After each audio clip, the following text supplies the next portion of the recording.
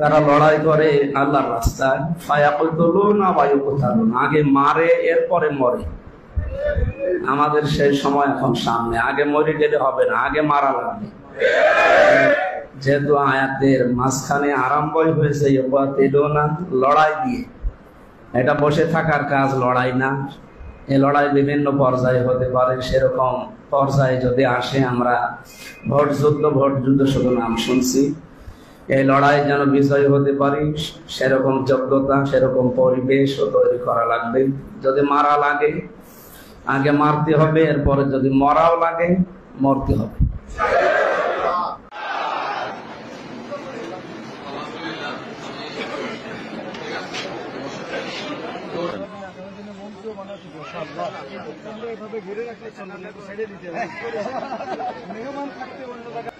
আমার নাম পাল্টিয়ে দিয়েছে পিসকে হুজুর। আমাকে পিসকে, সত্যি কথা বলতে কি, জ্ঞানের উপরে যারা দুনিয়াতে কাজ করবে, এটা ইহুদি খ্রিস্টান অমুসলিমদের কাজ। ওরা নাম পাল্টায়, ওরা নামের পরিবর্তন করতে পারলে ওদের আনন্দ লাগে। এই জন্য শহীদ আন্তর্জাতিক জিয়া বিমানবন্দরের নাম পাল্টিয়ে আলাদা করে দিয়েছে। কথা বলেন না, ওয়ালা তালমিজু আনফুসাকুম ওয়ালা তানাবাজু বিল আলকাব বিইসাল ইসমুল ফুসুক বাদাল ঈমান ওয়া মান লাম ইয়াতুব ফাউলাইকা হুমুজ জালিমুন। আল্লাহ বলেন নাম পাল্টাবা না। আর যারা নাম পাল্টানোর হিরিক 15 বছর তৈরি করেছিলেন, কি হয়েছে? সে নাম তো আবার সব পাল্টিয়ে যাচ্ছে। কথা বলেন না কেন?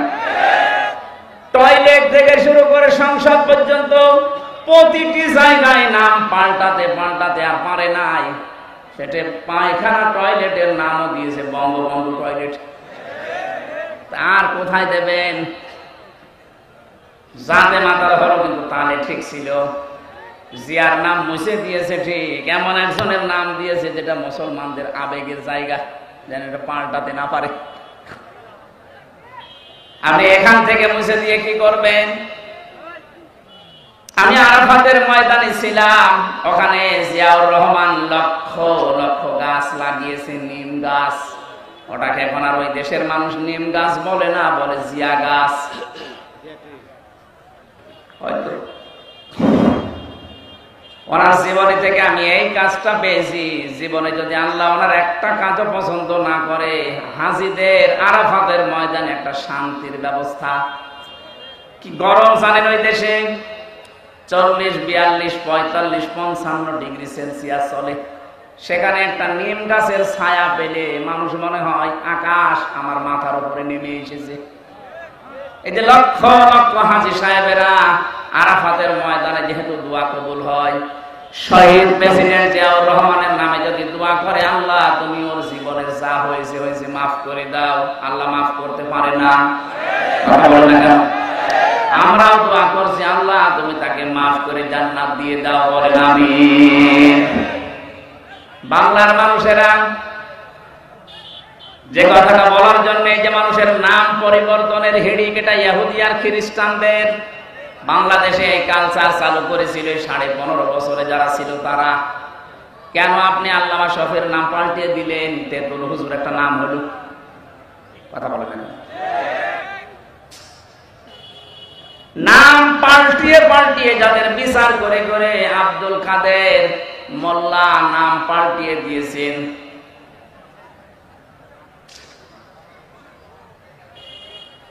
যে ময়দানে দাঁড়িয়ে বিচার করেছিলেন ওই ময়দান আবার রেডি হয়ে গেছে। এতদিন যাদের বিচার করেছেন সোনা সাক্ষীর উপরে, এখন আপনার গণহত্যার জন্য বিচার হবে দেখা সাক্ষীতে। পৃথিবীতে যারা গণহত্যার সাথে জড়িত, আমি তাদের জীবনী পড়ে দেখেছি। এত ঘৃণিত করে আল্লাহ দুনিয়ায় তাদেরকে রেখেছে। হিটলার, চেঙ্গিস খান, কথা বলছেন না?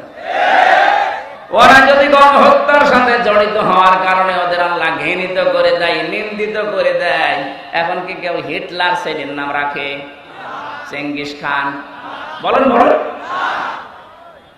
আপনি যা করেছেন আপনার নাম সুন্দর হতে পারে, যোগের আবর্তনে, কালের আবর্তনে দেখবেন সময় একদিন আসবে আপনার নামটাই গণহত্যার কারণে চেঙ্গিস খানের মতো, হিটলারের মতো ঘৃণিত হয়ে যাবে। যাদেরকে আপনি করেছিলেন তাদের নাম তো ঘৃণিত হয়নি, এখন তাদের নাম শুনলে মানুষ রহমতুল্লাহ আলাইহি পড়ে। 50 বছর পার হোক, আমরা যেহেতু এখানে আর 100 বছর পরে কেউ থাকবো না, নতুন প্রজন্ম এই জমিন চাষ করবে, দেখবেন ওই জামানায় মানুষ এটাকে গালি হিসাবে ব্যবহার করবে চেঙ্গিস খানের মতো। কথা বল না কেন? কারণ যারা জুলুম করে সবচাইতে বেশি আল্লাহ পাক তাদের দিকে তাকিয়ে থাকেন। আলা তাহসাবান্নাল্লাযীনা তাহসাবান্নাল্লাহা গাফিলান আম্মা ইয়ামালুজ যালিমুন।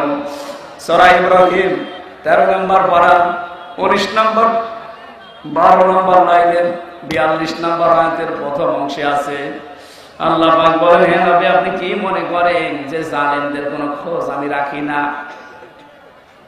সবচাইতে বেশি খোঁজ খবর রাখি আমি জালেমদের। কাদের? এখানে যারা জুলুম করেছিলেন এই জামানায়, বিশেষ করে 15.5 বছরের জুলুম মানুষ বলতে পারে না, আমি তো পারি না, কারণ আমি নিজে শিকার। কথা বলেন না? 3টা বছর আমি কিচ্ছু জানি না এই বিষয়ে, কেন আমাকে এই জুলুমের শিকার করলেন? সবাই মাফ করে দিলেও আমার মামলার আয়ু থেকে শুরু করে একেবারে টট্টগোপন যারা জড়িত, একটাকেও আমার ক্ষমা নেই। ক্ষমা করতে পারি, আমি যা করেছিলাম ওই কাজ আপনাকে করা লাগবে।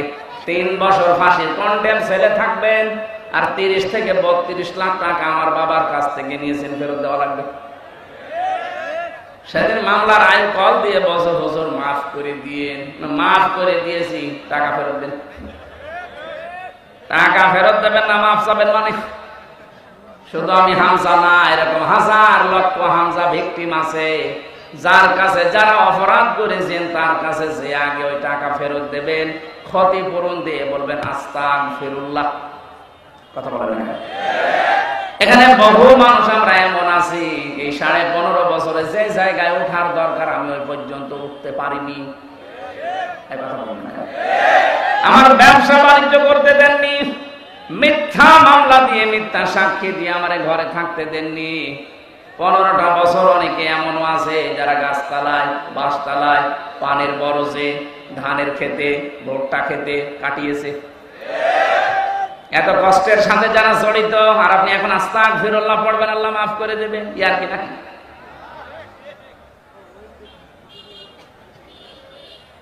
আমি শুধু শিক্ষা নেওয়ার জন্য 2-1টা জায়গায় এগুলো বলেছি যে আমাকে কষ্টটা দেওয়া হয়েছিল রিমান্ডে, মাটির নিচে নিয়ে, জেলখানার কন্ডেম ছেলে ফাঁসির।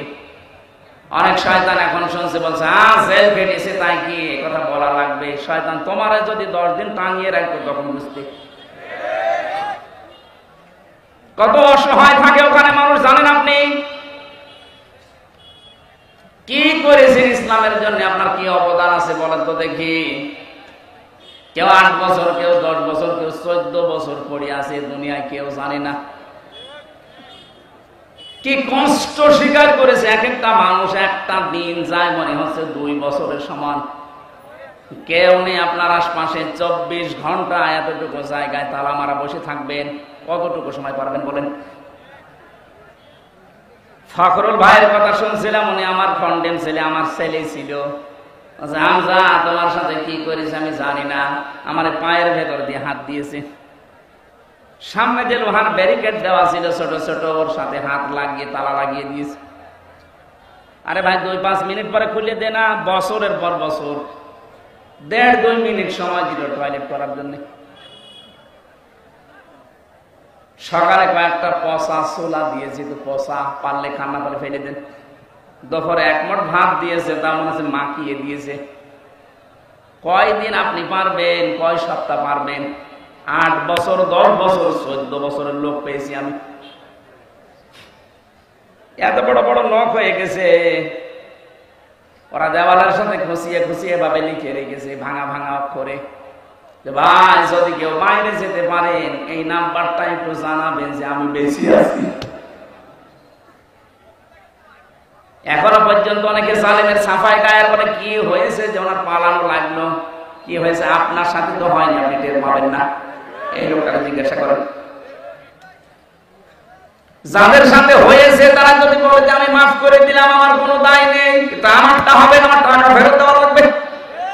আর আমার মতো 3 বছর ফাঁসির কন্ডেম ছেলে বিনা কারণে পড়ে থাকা লাগবে, তাও যোগাযোগ বিচ্ছিন্ন হয়ে। এমনি দুঃখে বলছি না, আমার ছোট মেয়েটা আজ পর্যন্ত আমার কাছে আসে না, আমার চিনিও না। কি করেছিলাম আমি? তার আমি 7 মাস রেখে গেছি, এখন তার বয়স 4.5 বছর। মনে করে এরকম হামসার মতো বহু হুজুর আমাদের বাড়িতে দেখা করতে আসে, এ মনে হয় ওরকমই একটা হুজুর। যেদিন আমি জেল থেকে বাড়িতে আসলাম, নিচে এসে আমার বলছে, হুজুর চলেন আমাদের বাড়িতে চলেন। আমি যে ওর বাবা, ও জানে না, মনে করছে আর একটা হুজুর।